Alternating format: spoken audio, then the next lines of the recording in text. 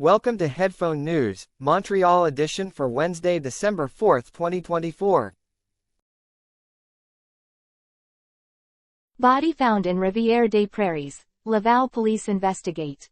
A body was found in the Rivière des Prairies near a hydroelectric plant on Monday afternoon in Laval, Quebec, Canada.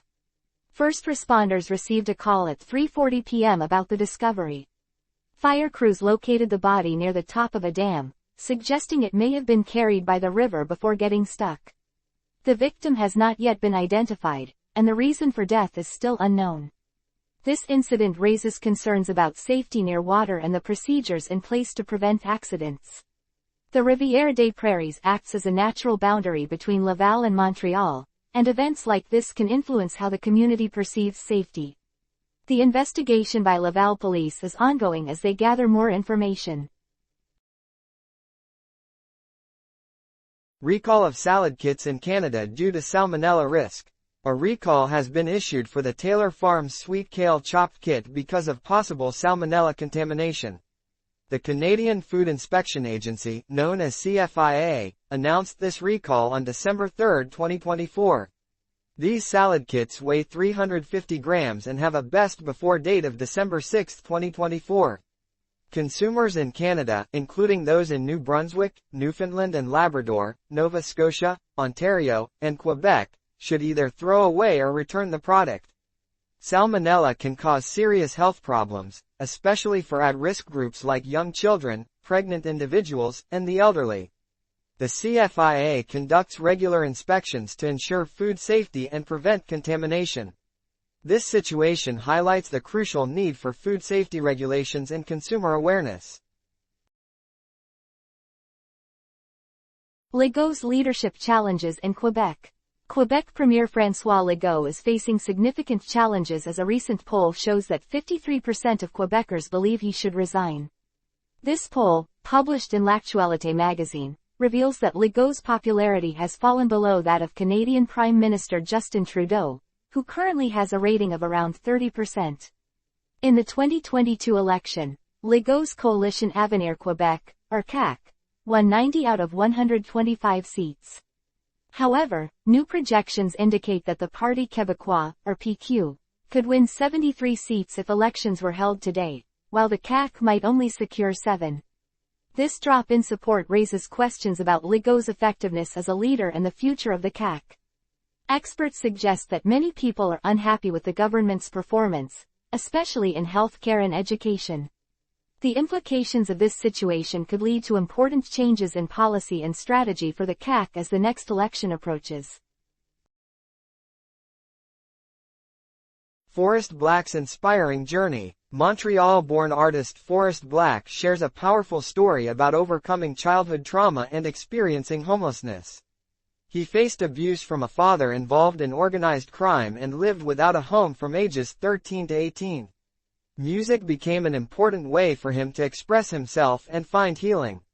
During a recent tour stop in Montreal, Quebec, Blakk reflected on his challenges and the support he received from his grandmother, who encouraged his musical journey. His story highlights the importance of mental health awareness and the role of art in recovery. Black's experiences resonate with many, emphasizing the need for community support for those facing similar difficulties. The music industry plays a vital role in promoting artists with personal stories, creating connections that can lead to greater understanding and support for mental health initiatives. Chez Doris Holiday Market Fundraiser. Chez Doris, a nonprofit organization in Montreal, Canada, is hosting a holiday market to raise $8 million for important repairs to the Fulford residence. This historic building will provide housing and support for women in need. They aim to complete the repairs by 2027. Community engagement is vital, and attending the holiday market will help raise awareness and funds. This initiative emphasizes the importance of supporting at-risk groups and preserving our community's historical buildings.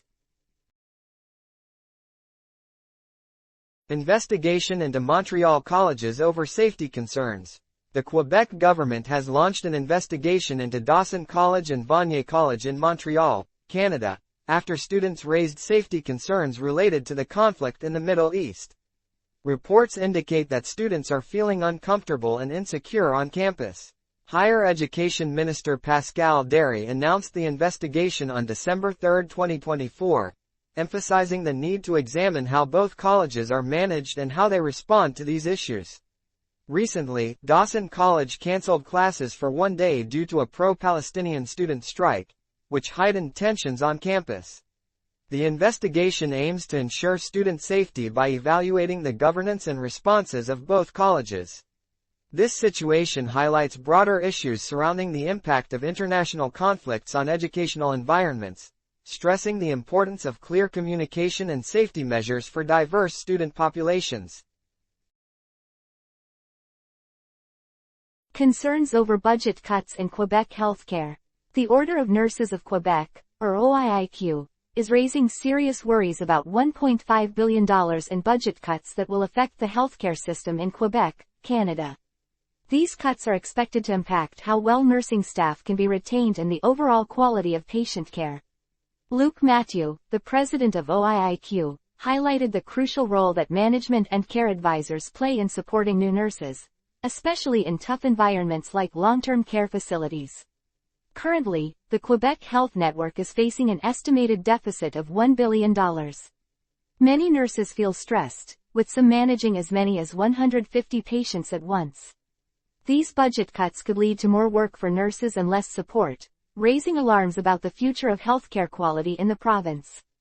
This situation reflects larger issues related to healthcare funding and how resources are allocated across Canada. Quebec prison guards protest for safety. Prison guards in Quebec staged a protest on December 3, 2024, by refusing to open cell doors. This action followed a serious assault on a guard at the detention center in Sorel-Tracy, northeast of Montreal, on December 1. Guards from across the province joined in to highlight the increasingly dangerous conditions within the prison system. The union representing the guards has raised serious concerns about safety and is advocating for better working conditions. Recent reports indicate that assaults on guards are on the rise, prompting calls for improved safety measures. The protest aims to draw attention to these critical issues and support the injured guard. Understanding the context of prison safety in Quebec is crucial, as it impacts not only the guards but also the overall safety of the detention facilities. This protest reflects broader concerns about the treatment of prison staff and the urgent need for major changes. Photo exhibit honors Polytechnique massacre victims. A photo exhibit in Montreal, Quebec, pays tribute to the 14 women who died in the Polytechnique massacre on December 6, 1989. Current students are featured posing with the names of the victims, thinking about their lives and the deep effect this tragedy has had on women's safety in schools. This event marks the 35th anniversary of the massacre, which has greatly influenced conversations about gender-based violence and gun control in Canada. The exhibit aims to increase understanding and ensure that the memories of the victims are never forgotten. The continuing remembrance of this event serves as a powerful reminder of the urgent need for change in society regarding violence against women. Quebec's reaction to Trump's tariff plans and border security issues. Donald Trump, the president-elect of the United States, plans to impose a 25% tariff on all Canadian and Mexican products entering the U.S. This decision has sparked serious worries in Quebec, Canada.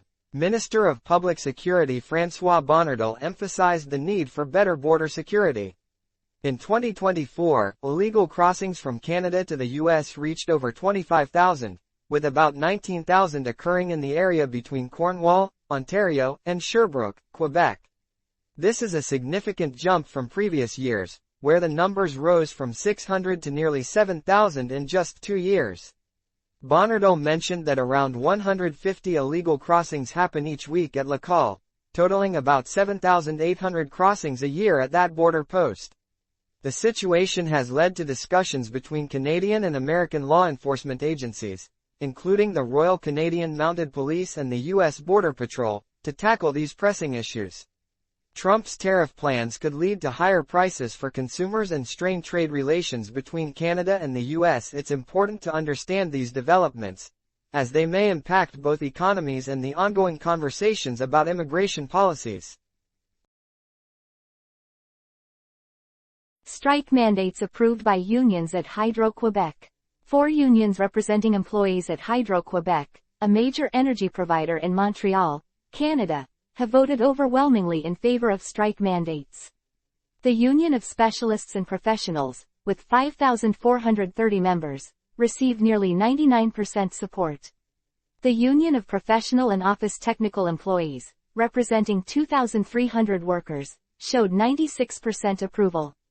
The Union of Hydro-Québec Network Employees, with 195 members, voted 98% in favor, while the Union of Nurses and Site Nurses, with around 50 members, also supported the mandate with 96% approval. These unions are part of the Canadian Union of Public Employees, known as CUPE, which is the largest union in Canada.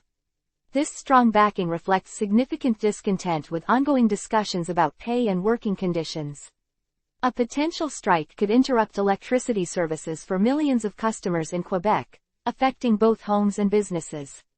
This situation highlights the critical importance of negotiations in the public sector and their impact on workers, management, and the community. Patrik Laine's return to the Canadiens. Patrik Laine, a Finnish winger, is set to make his long-awaited first appearance with the Montreal Canadiens in an upcoming game against the New York Islanders. This will be Laine's first game in almost a year after recovering from a knee injury. Right now, the Canadiens have 8 wins, 13 losses, and 3 ties, placing them at the bottom of the Atlantic Division in the National Hockey League, or NHL. Laine's return is crucial as the team has lost their last 2 games. To make space for him, forward Joshua Roy has been sent down to the team's lower division affiliate in Laval, Quebec. After practicing with the Canadiens for 2 weeks, Laine is expected to provide valuable help in scoring. His performance could greatly affect the team's chances of improving their rankings and connecting with fans, especially in a city famous for its passionate hockey culture. That is all the news for today. Thank you for listening to today's Headphone News. News summary brought to you by AI.